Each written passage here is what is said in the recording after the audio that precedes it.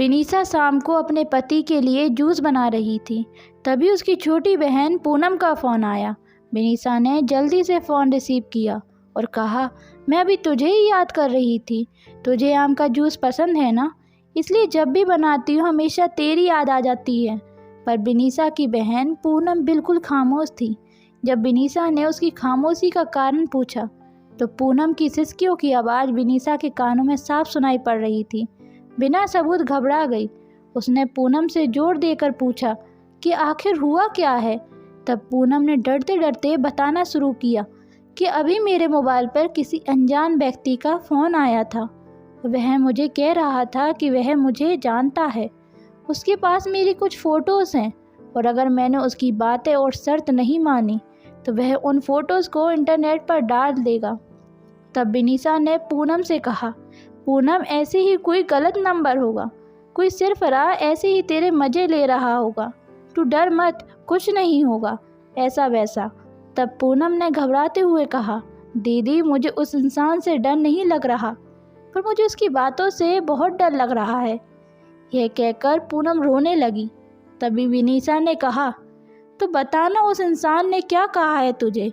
तब पूनम बोली, उसने मुझे कहा है कि अगर वह मेरी फ़ोटो इंटरनेट पर नहीं डाले तो मुझे उसकी सारी मांगें पूरी करनी होगी।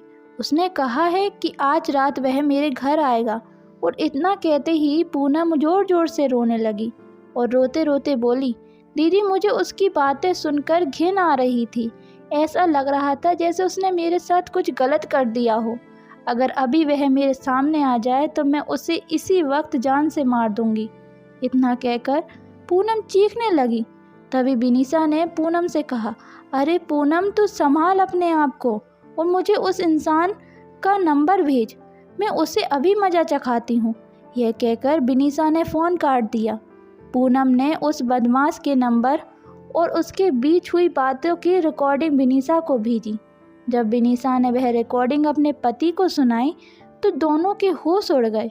बिनीसा और पूनम दो बहनें हैं। उसकी मम्मी का अभी 3 साल पहले ही देहांत हो चुका था और बिनीसा की शादी अभी 1 साल पहले ही हुई थी। घर में बस अब उसके पापा और पूनम ही हैं। अब मोबाइल पर ऐसी धमकी भरी अश्लील बातें कोई भी बेटी अपने पिता को आसानी से नहीं बता सकती, इसलिए पूनम ने सारी बातें अपनी दीदी बिनीसा को बताईं। अगले दिन ही बिनीसा और उसके पति पुलिस स्टेशन पर जाकर उस इंसान के खिलाफ पुलिस कंप्लेंट करवाए। बाद में जब पुलिस ने छानबीन की तो पता लगा लड़का पूनम के मोहल्ले का ही निकला, जो मानसिक गंदगी से पीड़ित था। उसकी सोच और उसके विचार हर एक लड़की के प्रति घिनौने नज़र रखते थे। उसे पता था कि पूनम की मम्मी का देहांत हो चुका है और वह दिन भर घर में अकेली रहती है और वे इसका फ़ायदा उठा सकता है। और वह लड़का अपनी बुरे नज़रों और घटिया बातों से पूनम की आत्मा के साथ खिलवाड़ कर रहा था। पर बाद में जब उसे पुलिस ने पकड़ लिया तो उसे जेल की सलाखों के पीछे जाना पड़ा। आज भी हमारे समाज में उस जैसे मानसिक रोगी बैठे हैं जो हजारों लड़कियों की आत्मा के साथ खिलवाड़ कर रहे हैं।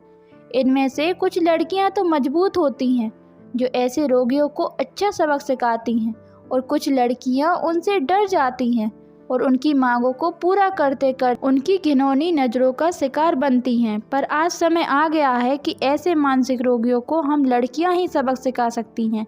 इसलिए लड़कियों को उनसे डरने की बजाय उनका डरकर सामना करना चाहिए।